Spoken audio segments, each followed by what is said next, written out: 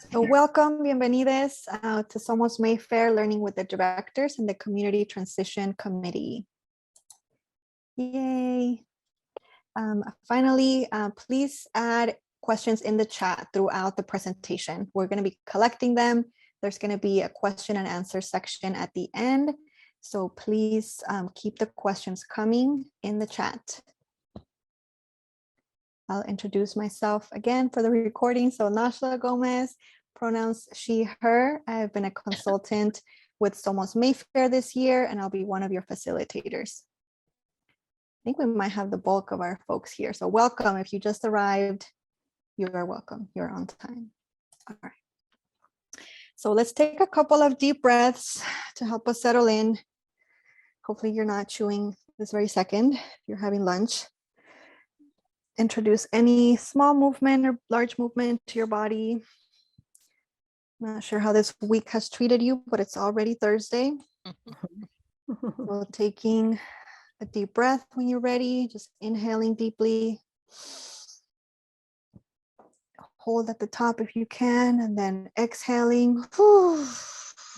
All the sounds are welcome. And let's do one more. Inhaling. Hold and exhale.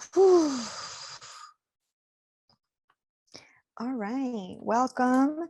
And let's get into it. So as I mentioned, my name is Nashla. My pronouns are she, her. And I have been working with SOMOS Mayfair as a consultant over the past year. I am a movement consultant, a coach, and an organizer, forever an organizer. One of the reasons I was called into this project is because I grew up and became an organizer, as a youth in the east side of San Jose. So it's been such a gift and a pleasure to work with SOMOS in this important organizational moment. SOMOS invited me to walk alongside them at a time of transition, right? As you all know, the former executive director, Camille, transitioned out of SOMOS. And so at that point, it was an opportunity to look inwards and to plan ahead. And I've walked with them over the past few months. And what you're seeing on your screen is a key research question that we used to think about the organizational assessment, to think about creating a roadmap together for the future, and to just do some learning together between staff, executive leadership, and board of directors. So I'll read it to you. Directores. Así que la pregunta que investigamos. What shared and distributed leadership models, structures, and practices or embodiment do we need as SOMOS for this next season of our organization? What is the structure that will support the organization to continue and strengthen its commitment to be a community-led organization? And really, to continue to be a community-led organization.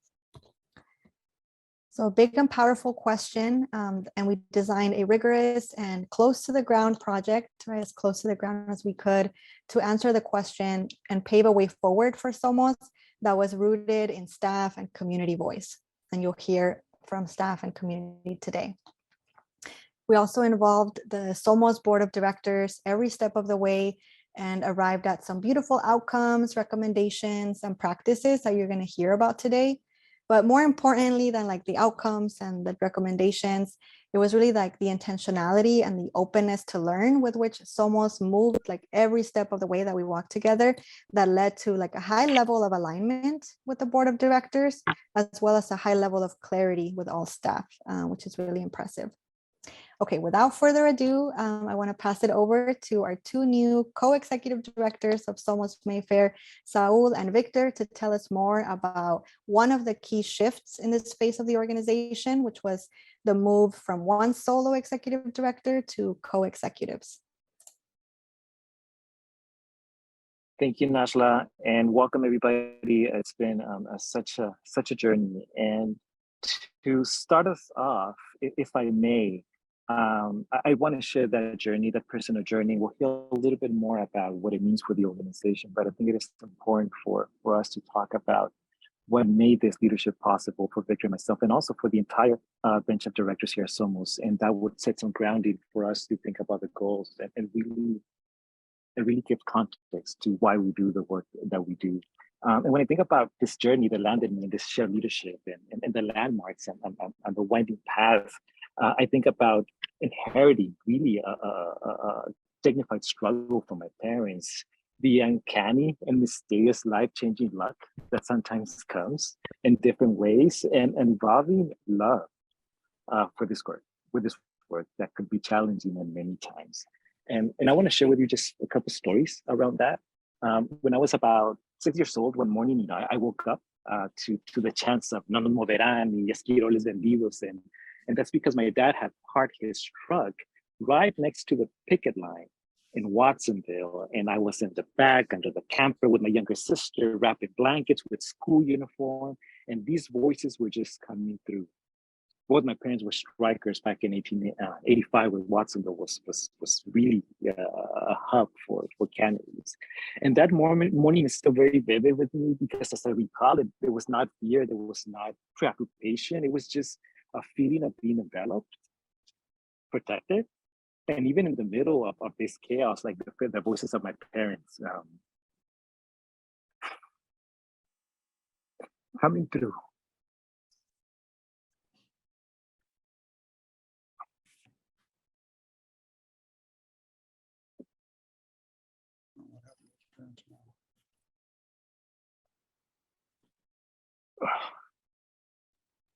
And I recognize the struggle because of dignity, humanity,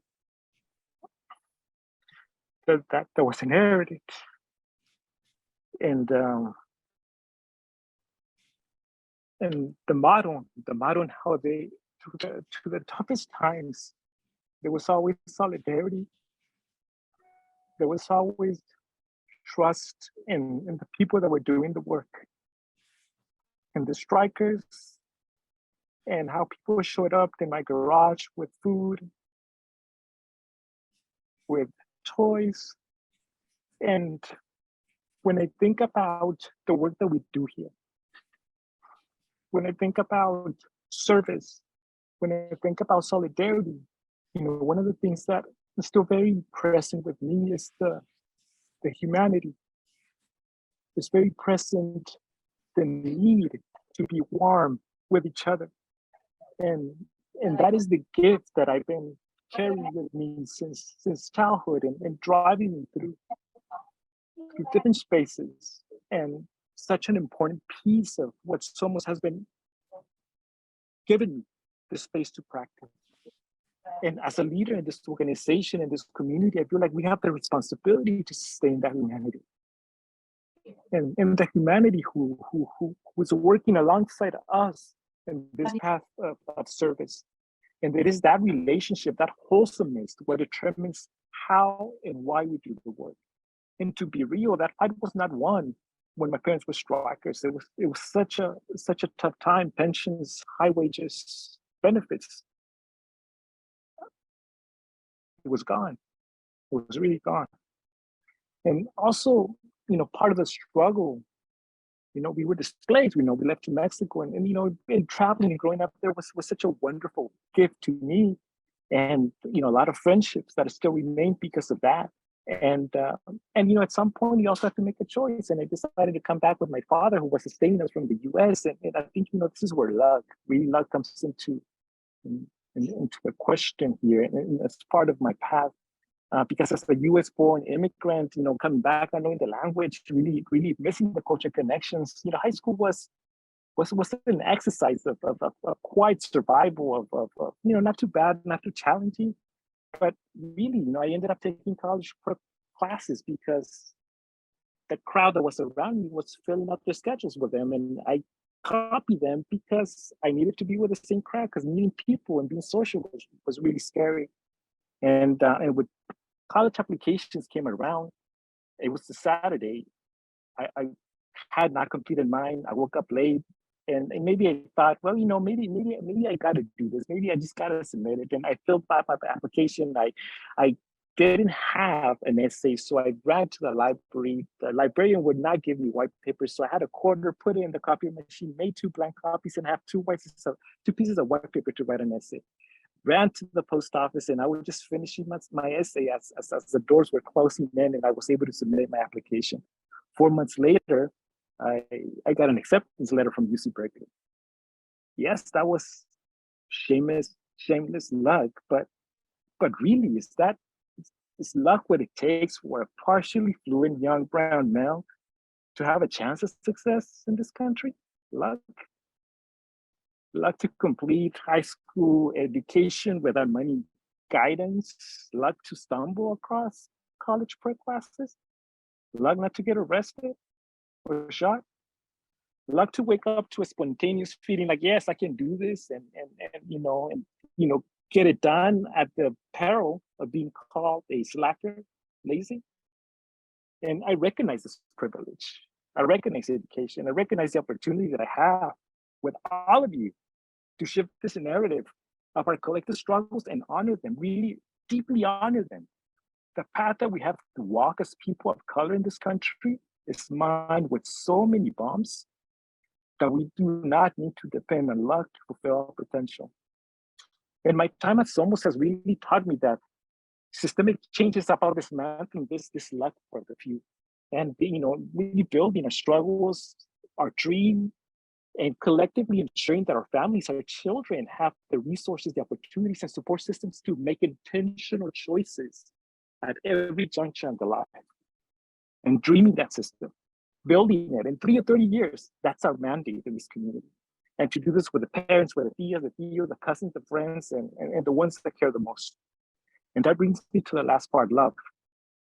And I'll be brief because love is always shifting, and it's always a complicated thing, at least in this work. Because I've been filled with idealism, anger, sometimes the righteous kind, sometimes not the salacious kind.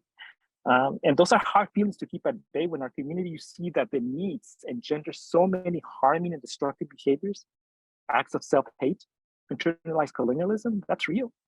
And SOMOS has been a place for freedom, for really to allow the grace and the encouragement to practice a type of love for this community that dismantles the need for judgment and calls for more understanding. And at SOMOS I became a father, a partner, a homeowner, and there's a lot of commitment there. And the love is what allows me to remain committed to this organization and to this community. So I talk about this journey, yes, with gifts, yes, with luck and love, because I want to pause and acknowledge that the common thread here is the people, the companionship, the trust of others. So in this journey, when we decided to do co-directorship, it was only honest that I do this with others. How could I not? And I have Victor and I have the other directors. So I know that my skills will be complemented and my gaps will be honored and filled with understanding by this team. So thank you for being part of here, and thank you for letting me share this story.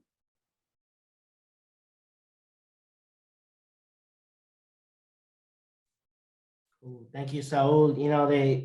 I believe that capitalism breeds inhumanity, but our collective struggle breeds our connection to our humanity and to be caring beyond that. So I appreciate everything you said. And just briefly, my family comes from, butchers, construction workers, people that will clean your homes and, iron your clothes. And my mother now, she owns her own business, and she works at Costco too. So she's learned a whole different system. So I'm not from San Jose. You all know that. I was raised in Oakland. I'm a Chicano, not born in the US. How about that one? And I would say that my part of why this co-directorship also feels, and SOMOS feels at home, is because growing up, you see a lot of the violence, and you see the punitive policies, and you see the human toll that predatory economies and the system has on our peoples of all backgrounds. So in Oakland, you don't really, you learn to get along with folks from your own community, from all walks of life as well.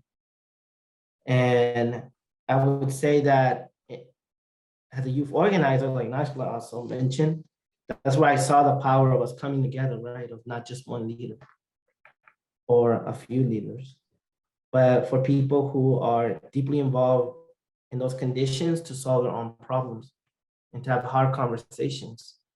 conversations that leave, that could be life and death.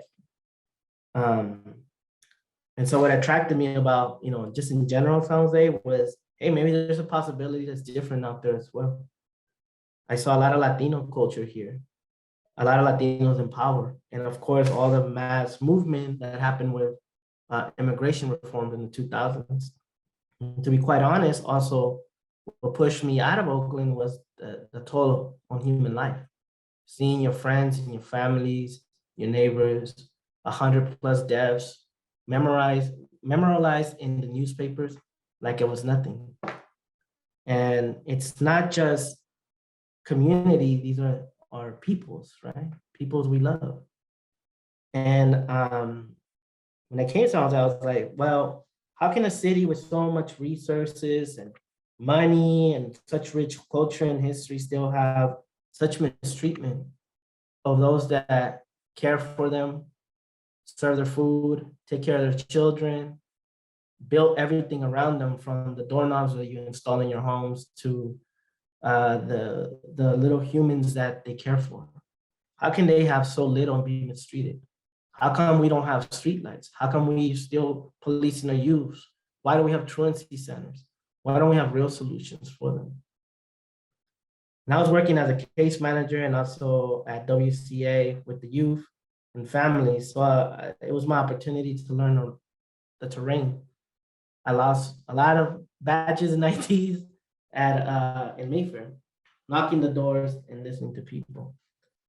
And at SOMOS, I think that there was a moment that I felt like, I worked as a consultant, as a coordinator, as a manager, just trying to contribute, seeing all these powerful women, children, take problems in their solution and figure out programs, figure out how to organize themselves. It was beautiful to see that. While Oakland has a rich history, there's not a rich history of, I would say, mainly Latino BIPOC folks, working class, folks that you'll never will see up there as activists, really taking their neighborhood in their own hands. And so there was a moment where I was organizing with families, and for like 2 years, I didn't say anything. I didn't want to public speak or anything. They had everything to say, and something happened in that meeting, and they were really upset, and they looked at me and they said, "You better say something next time. You better do more of this. You better share this opportunity with us. You better share this moment with us. You better struggle with this with us." And it was kind of like a shift. And it was a shift for me because oftentimes we have this program where we ask all the leaders to name their leadership. And sometimes we help say, hey, we think you're really good at this, or you really need to do this, right? What do you think? And so in that moment, it was a shift for me because they were asking not just me, but a lot of us to join in that struggle more. And it is natural, I think, in organizing for us to share power, for us to have some decisions together, for us to figure out where we want to go, for us to have problems in miscommunication. And I think the co-directorship model is part of that overall way of sharing that destiny, sharing that process, and figuring out ways to problem solve it. Yes, it's about sustainability as well. Yes, it's about other ways to looking at it. But what makes things long lasting is being able for us to hear each other out and see where we can lean in and contribute to this movement. So one of the things that I would say is, like, in terms of, like, it also is connected to our mission, right, of developing leadership. It's connected to one of our biggest campaign that Saul and many people here were part of, which was In Our Hands, putting the programs and organizations at the hand and direction of community members with our promotoras. And now we see it as a next evolution where we feel like we can expand this, right? And share what we are going through so that other institutions can also look at ways that they can build a deeper democracy, not only in their institutions, but in our neighborhoods and maybe in the solutions that we're looking at.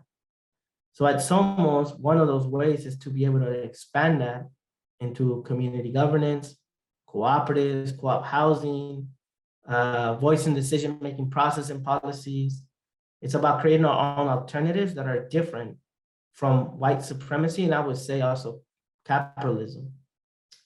And that's important to us because as people who've been excluded from making decisions in our own lands, in our own institutions for the most part, it is a humanistic but yet somewhat radical solution to share power, to distribute leadership. And it's a hard process because there are a lot of times that we will have fears, miscommunication, need of clarity. How do we set up systems and processes? But at the end of the day, is that struggle to get to a more aligned value system and practice.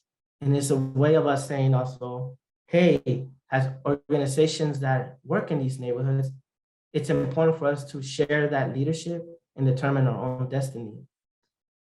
And I want to take a second to shout out Movement Generation, because they've been another organization that's really helped us think through what kind of framework and system we want to set up here.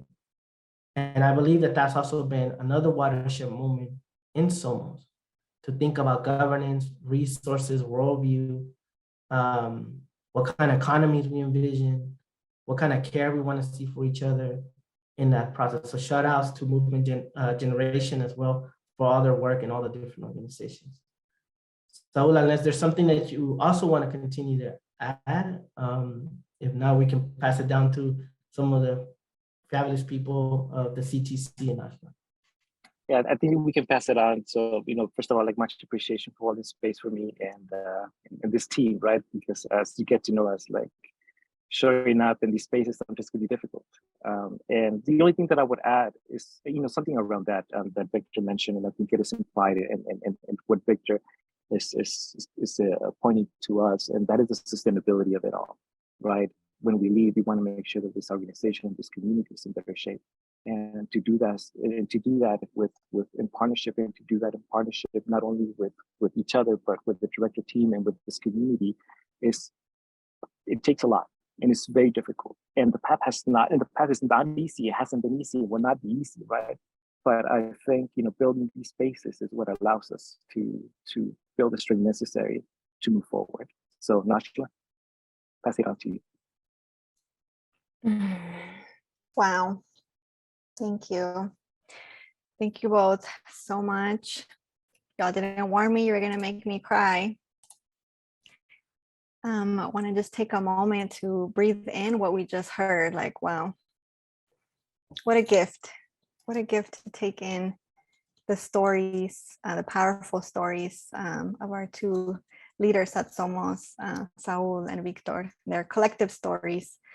So thank you so much. I would say that if I had to describe you both, your leadership, it's brave, it's vulnerable, humble, badass, and full of heart. So thank you so much. This next section is going to be in Spanish. So if you are a monolingual English speaker, please go ahead and click into the interpretation so that you can receive it in English. Give you a moment to do that. Let us know if you have any trouble. Otra vez, muchas gracias a Saúl y Victor. Again, thank you so much for Saúl and Victor. This next segment is going to be in Spanish. All right. Very well. Hopefully everyone's good. I hope everybody is in the English channel. Can you all hear me in the English channel? So we continue. So it's a pleasure for me to introduce this segment of the conversation with the members of one team that have been essential for these last month's process. That is the Committee for the Transition, CTC. They're going to share their stories. So I'm going to tell you a little bit about this team, how it was developed. At the beginning of the program, it was how a future transition of executive leadership could happen, like the one that SOMOS had last year. We had a lot of members, so we can take that charge, that leadership role. So we saw Mujeres Unidas y Activas to imagine the journey we had to take. We decided to design the recommendation on this role. We needed voice communities and people from SOMOS, people that are members of the community and that would inform these recommendations. And in this step, we took our time. So I don't know if you're thinking of taking the same journey. This is a tip. Take the time and design the team that's going to be essential for the process. We took the time, we designed the criteria, the participants of the team, of the committee, and we developed what type of supports that we're going to need, including to have a stipend for their time and their effort. And also we took time when we formed the committee, having the clarity about the commitment that we were going to ask each one of the members. Leaders of the organization had the opportunity to nominate key people. And also, after having one-on-one and all with all the candidates, we had a great team of 7 people. And we're going to go to the next screen. You're going to see the name of each one of these people that were part of this committee. So please, let's give a round of applause to the people that were part of this committee. This is a very powerful committee. As you can see, it's a combination of volunteers, leaders, and people from SOMOS, half and half. So what the committee had to do was decide a path for SOMOS to how to have an executive leadership led by the community. And you're going to hear from these members about the process, the results. We're going to hear from Maria Martinez, Dilsa Gonzalez, and Maria Ortiz. And now I'm going to give it to Maria Ortiz so she can explain a little bit more about executive leadership led by the community. Thank you, Nasha. I'm Maria Ortiz, and I started working with SOMOS in February 2020. I started in operations department in Cesar Chavez FRC in the resource center. I think I was there for a year. And then after that, Vidi and Saul saw my capabilities and they said, you know what? It's time to move. And you use your skills in finance. And this is where I am now. It's been over a year, like a year and a half in finances. And I love it. I'm always learning new things. And they gave me the opportunity to be part of the committee. At the beginning, it was like, what am I going to be able to bring into the committee? I didn't feel that I was valuable, but I loved it because it be able to listen, to hear what my peers and the leaders and the community had to say. So let's see. Community-led executive leadership. What it means. It's increasing representation of community members amongst leadership and staff with executive roles and responsibilities. Nasha asked me a question. What does this mean for you? And why is this important? For me, it means power, leadership, opportunity, growth. It's it's work for the community, with the community, literally.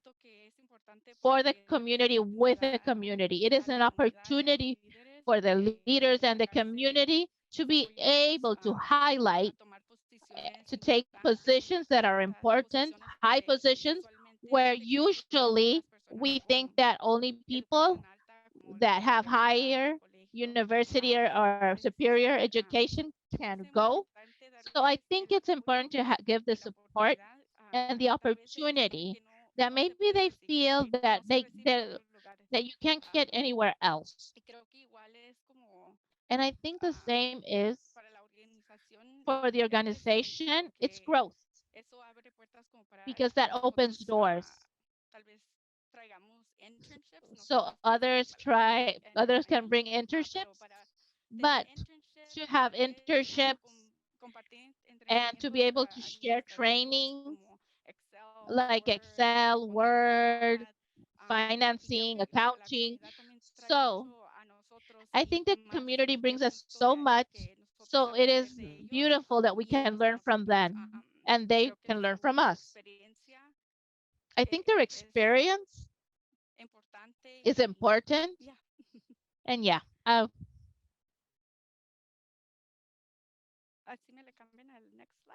let's go to the next slide, please. So I am going to give you a few minutes so you can read why community-led executive leadership.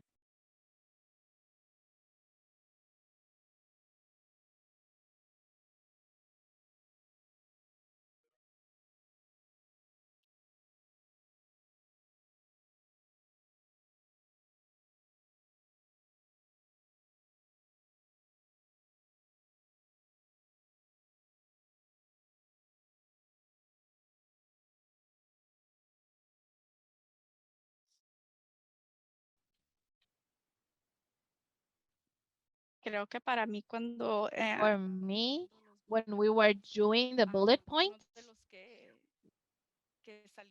one of the things that really resonated with me is to open opportunities for the community. So opening opportunities, financial for the community, including an environment that generates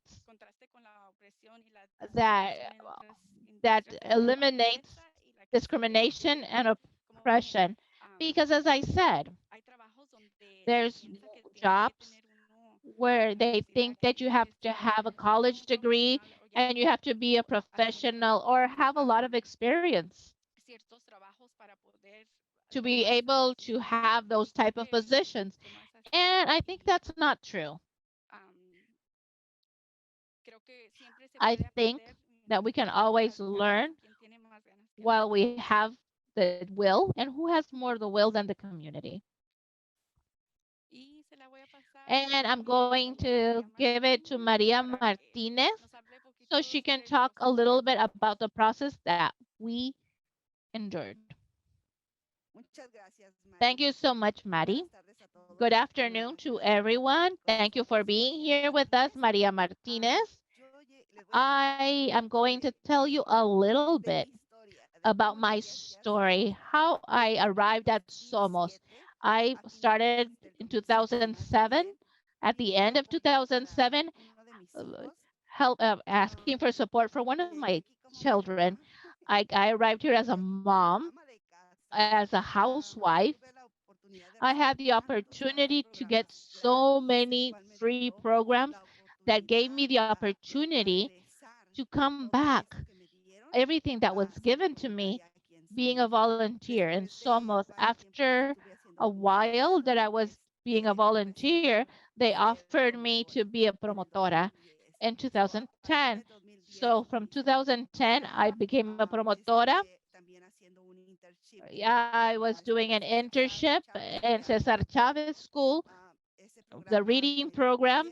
This program also helped me to be to be a teacher in la escuelita. Before it was only childcare, but I wanted to be a leader. I wanted to be the leader of the escuelita, but I needed to have leadership of development, of children development. Some of the teachers received a beca, a grant. I didn't have time to get to do that grant, but I really wanted to do it. I wasn't able to do it because I was working at the escuelita. I was able to go to school and I was able to get child development degree thanks to Somos, and I became a leader. In 2015, I had the opportunity to apply to be a coordinator, and I was lucky enough to be elected in 2015 here in Somos. I'm a coordinator in the Empuje program. I was there for almost 5 years. And after that, they invited me to be a transition, to be coordinator in Vecinos Activos. And I was almost 2 years in that position. And then Saul, I don't know what he was thinking, but he gave me a transition to be a supervisor in Valley Palms FRC, and I was so grateful to be there for a year. And after that, I started helping the other FRC, Cesar Chavez Painter, and now I am the site supervisor of FRC in Quetzal Gardens. So this is where you can find me from 2007. That is my transition, and I am the pleasure of mentioning how our process was with the CTC. What did we do together? So the first steps that we did was recruiting, as Nadine commented. We developed a team so we can get to know each other better and understand our vision and our values. And then we developed the agreements as all group. And we were able to get the clarity about what Somos was asking from this group.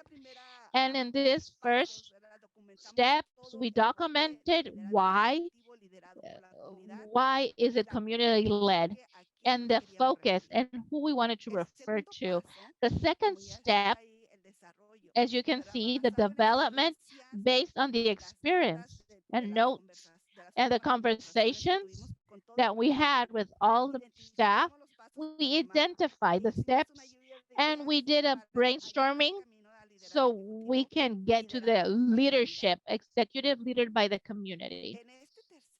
In this third step that it says work, we define the criteria for the steps and make decisions.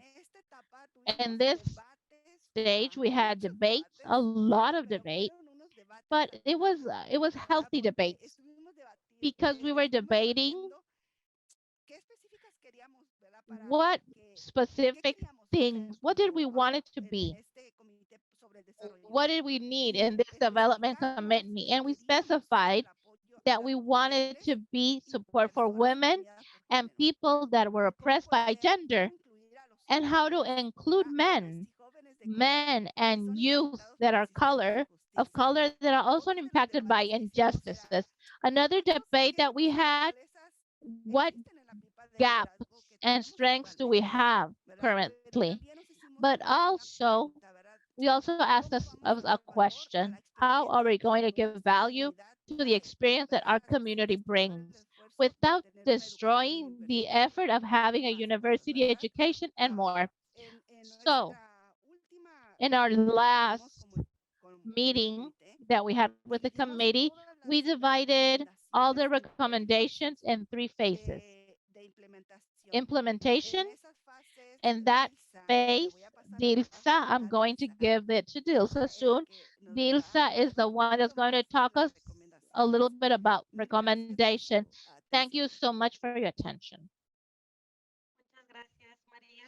Thank you, Maria, for bringing us to this moment.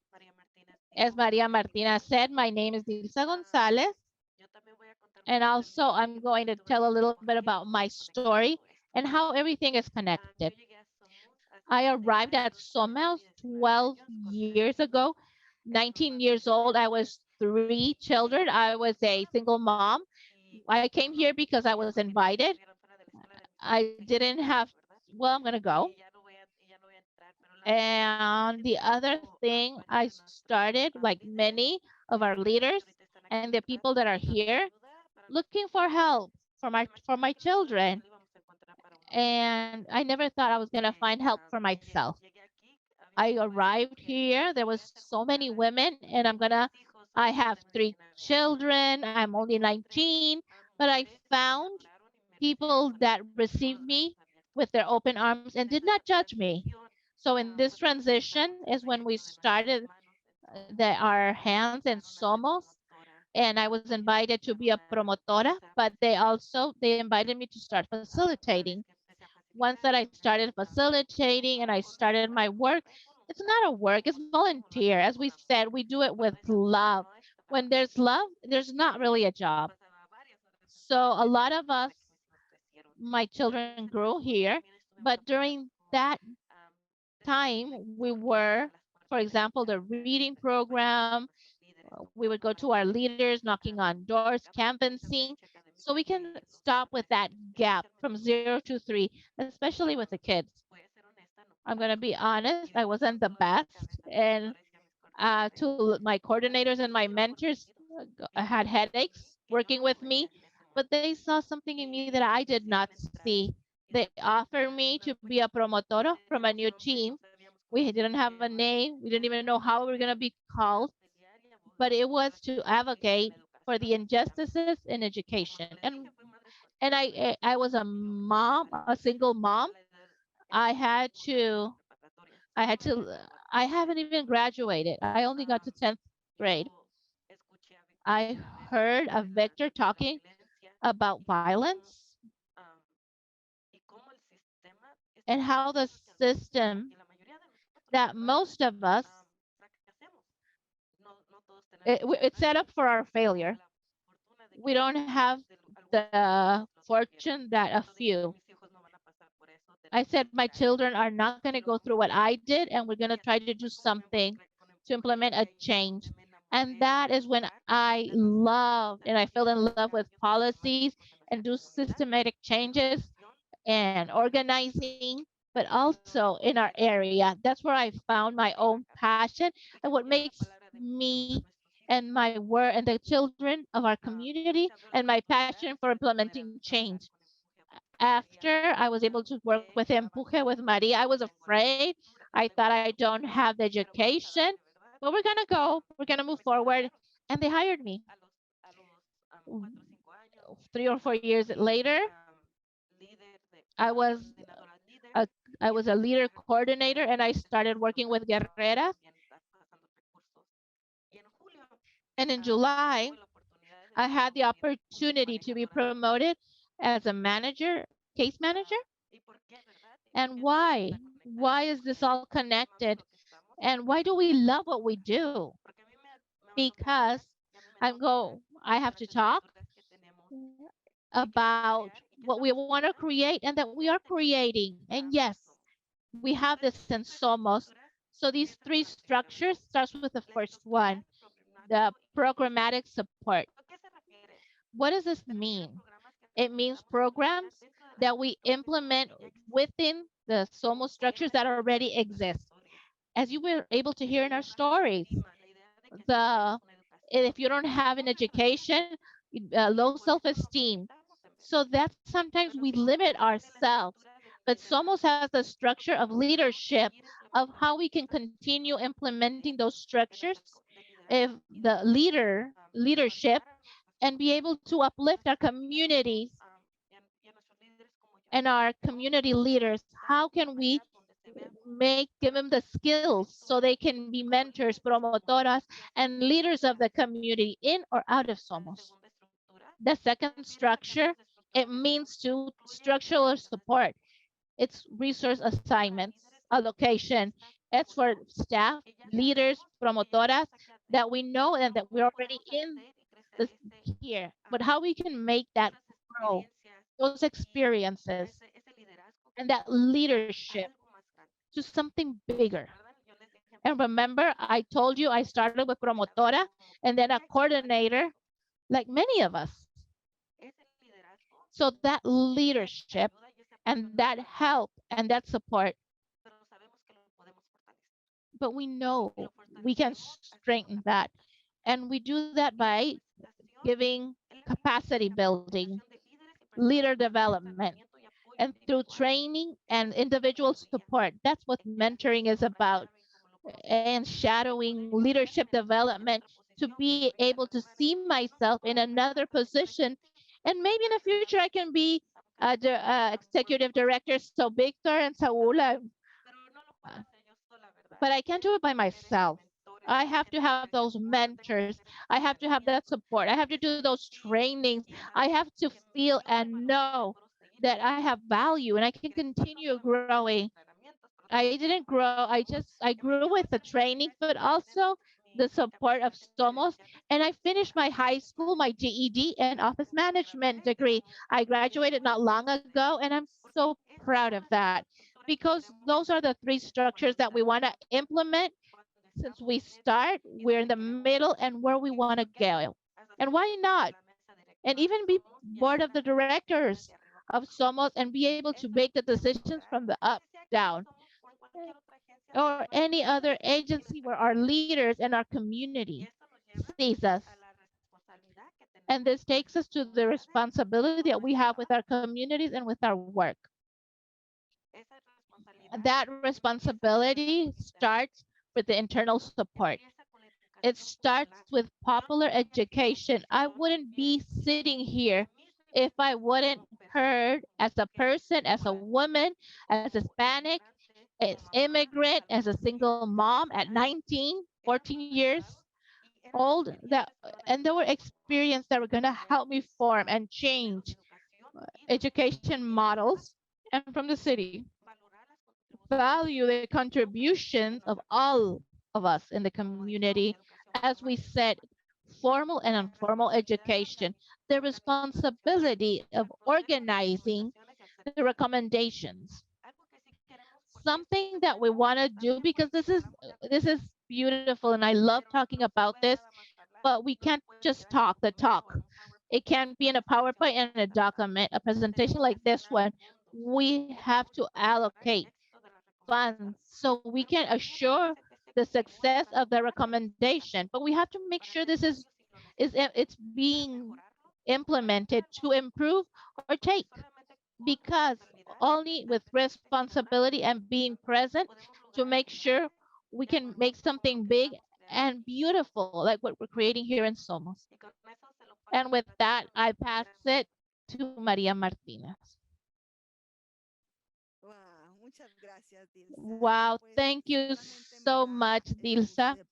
I have the pleasure to thank you to Mujeres Activas y Unidas, because without them, without their presentation, without their leadership that they shared, we wouldn't be able to do this. Thanks to their knowledge, to their trajectory that they brought to us, we were able to create the CTC and to do it better with all these tools for the community. Thank you, Mujeres Unidas y Activas. So now I'm giving it to Naisha. Oh my God. I am speechless. That was incredible. Wow. Please, they deserve an applause. CTC, I know we have Gustavo in the house and also is a member of the CTC. Thank you for being with us, Gustavo. Thank you so much, Maria Martinez, Maria Ortiz, y Dilsa for sharing the trajectory of the CTC and your individual and collective in relationship with your organization. Wow. Regresaremos a inglés, así que otra vez el globito. Once again, hit the globe para transicionar para el último segmento.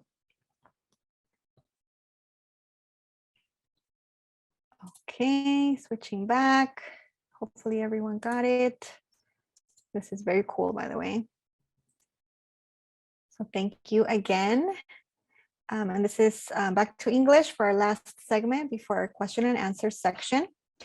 In this section, you're going to have the opportunity to hear directly from SOMOS directors that you've been hearing about during our presentation. And it's really going to be about how they've been living into and practicing distributed leadership, right? The shared and distributed leadership that Saul and Victor spoke about, that the CTC aspires towards, and they're going to share what their experience has been. As part of my work with SOMOS, apart from doing the work with the CTC to develop these strong recommendations and doing the shared learning with the board and the executive leadership around shared and distributed leadership, we also conducted an organizational assessment. The primary source for this was a series of interviews that I did with the organizational leaders, including all the directors that you're going to hear from today. And in this research, we learned about all the ways in which SOMOS is already doing such a beautiful job, right, of living into its commitment of being a community-led organization. we were able to shed light and articulate some of the advances made in practicing distributed leadership, particularly at the director level with the director's bench. And I'm going to hand it over to another wonderful leader that I've been in close partnership with over the whole year, Deputy Director of Community Impact, Jill Anderson, to share more and prepare us for our breakout discussion. All right. Thank you, Najla, and everyone. I'm also even more moved than I expected. We said we wanted to story tell our way through this, and I'm really grateful for all of the stories and windows. And now we have an opportunity to hear from our director's bench in breakout rooms. And this is an opportunity to be in conversation, to hear from them, but also start a conversation, ask questions, get feedback. The two questions that we pose to ourselves as sort of the distributed director's bench is, how do I show up as a director committed to distributed leadership and community-led leadership across the organization? How has this been transformational or significant for me personally and or for SOMOS as a collective? And we got to this question in some ways our learning alongside Victor and Saul's, the transition to a co-ED and all the learning from the CTC. The distributed leadership is about our structure, but it's also about how we do things. It's about our organizational culture. And there's definitely ways that we're deep into the practice of it. So there's ways that it's really hard and challenging, and the organizational assessment lifted up some of those, some people call them pain points. I would call them growing edges, like the areas of opportunity, which are around things you'd predict: communication, internal communication and transparency, aligning decision-making with distributed accountability and responsibility, those kinds of roles and responsibilities. And here we wanted to invite, for those in your group who are interested, to also, if there's time, talk about how is SOMOS distributing executive functions across the directors with Victor and Saul as co-EDs. And here I think in this learning that we've been doing, we're also really clear that many of the leaders are part of the community already, directly affected. Victor and Saul lifted that up in their stories, and I think you'll hear about that across the director's bench.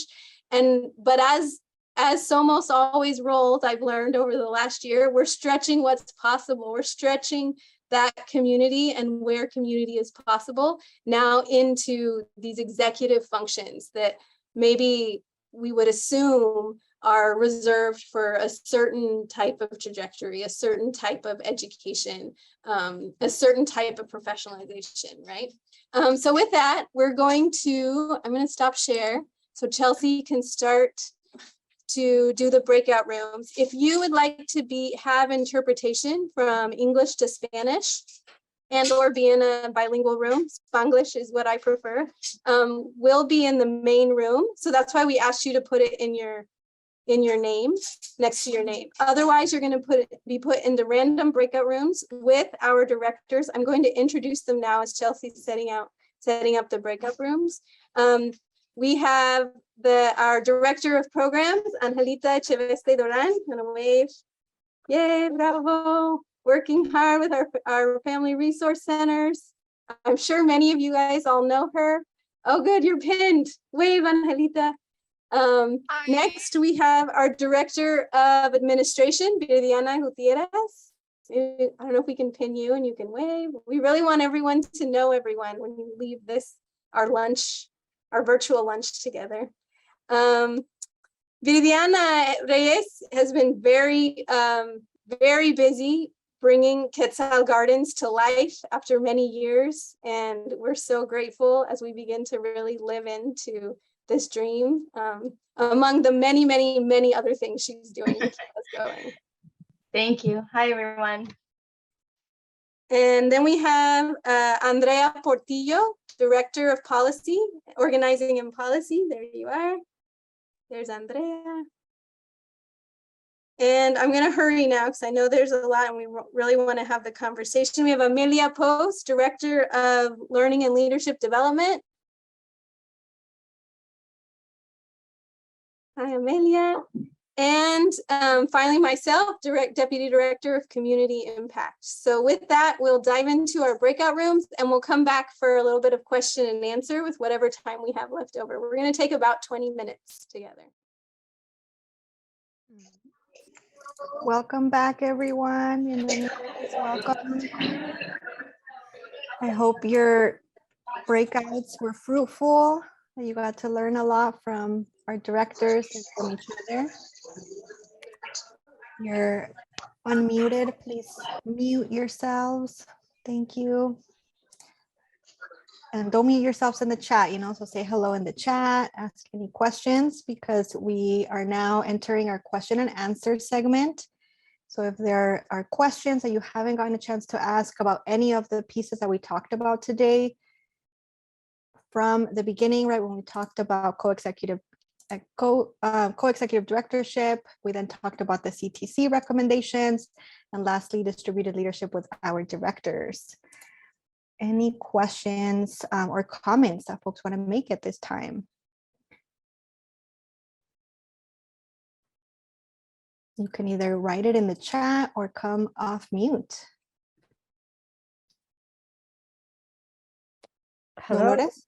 Yes. I just want to share with you that I am so proud of SOMOS Mayfair, because actually 25 years ago, this opportunity came into our neighborhood, and it was my honor and pleasure to be part of that group and also become the co-chair, a chair at that time. And there was struggles and everything, but I love the fact that you guys have still kept true to what we as the residents wanted, was for it to be led by residents and make a difference. So again, applause to all of you for the great work that you keep doing.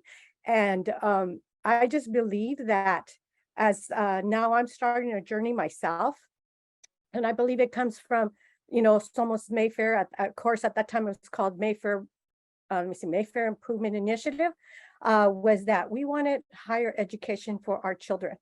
And so as I'm creating, I just established a foundation that is going to be looking at giving scholarships, because it is so important that we do give that education to them. And so my question would be, are you working towards getting our students, our youth that are going on to college, some opportunities, so then maybe that I could help, or you can help me get to those students, because I'm actually going to be focusing on the East Side Union High School districts with 3 schools.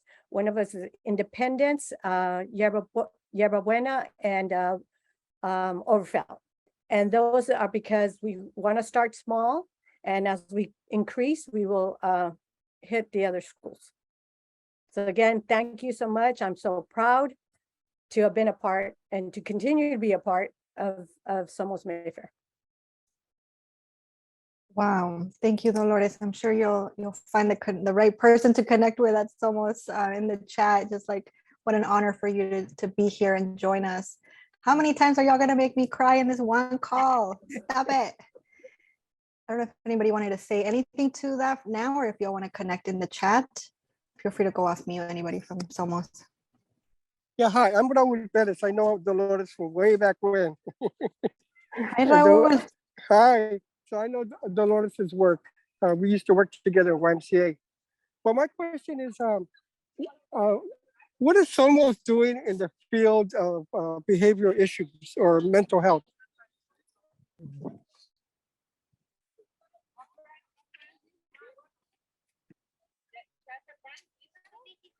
Should we have Angelita over here? You want to talk a little bit about that, and at least what are the plans and how are we doing? How are we responding to that?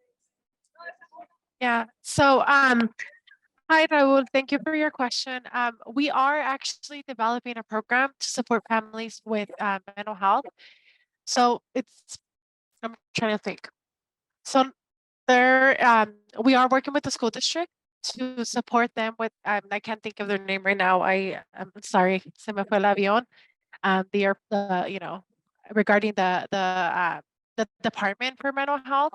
We're going to work with them. We are currently in the process of also designing a working with other organizations and or the Gardner Center as well, and bringing supports for families. One of the things that came out of a survey was the need for mental health supports in the concentration for the Family Resource Center. I don't have anything particular of like, this is the plan and this is what we're doing, because we do need to talk to community to ensure that what ideas or what partners that we have is those that the partners and those other services that they want and are that they're looking towards for us to obtain in particular.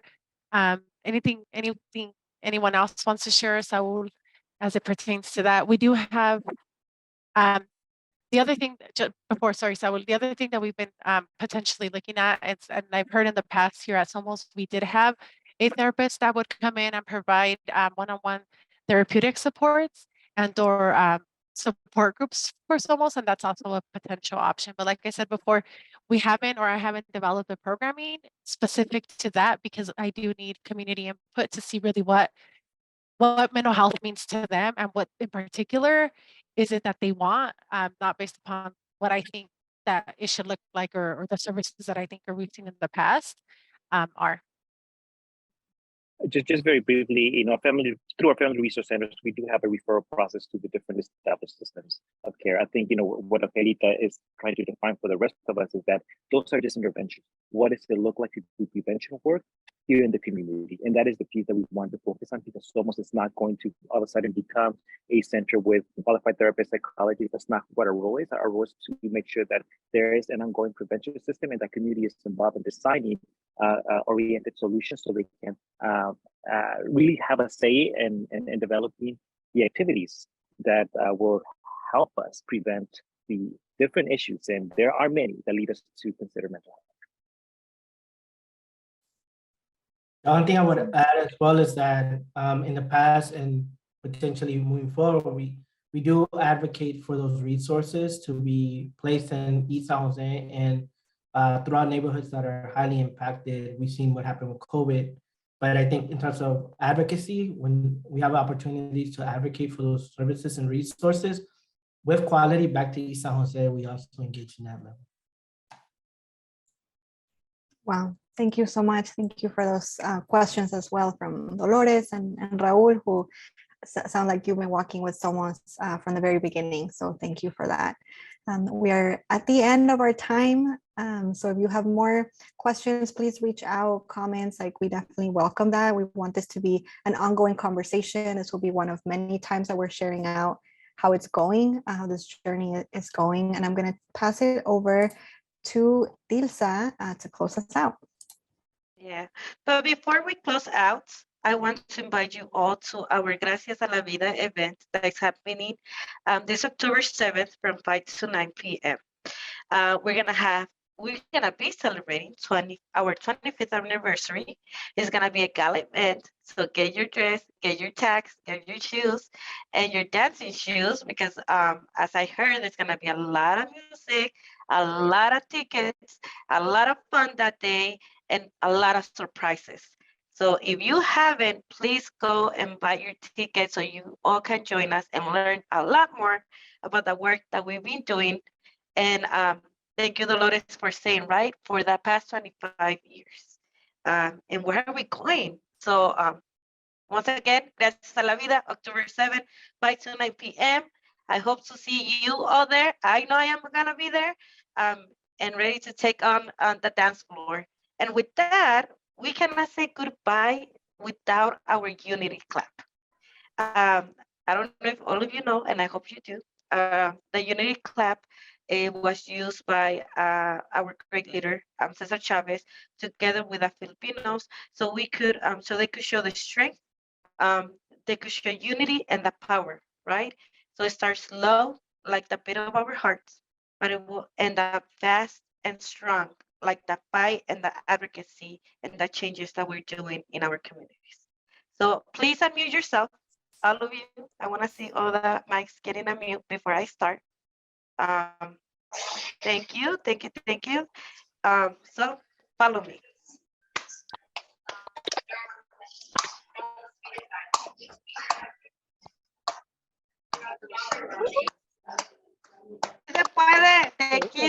Bye. Thank you.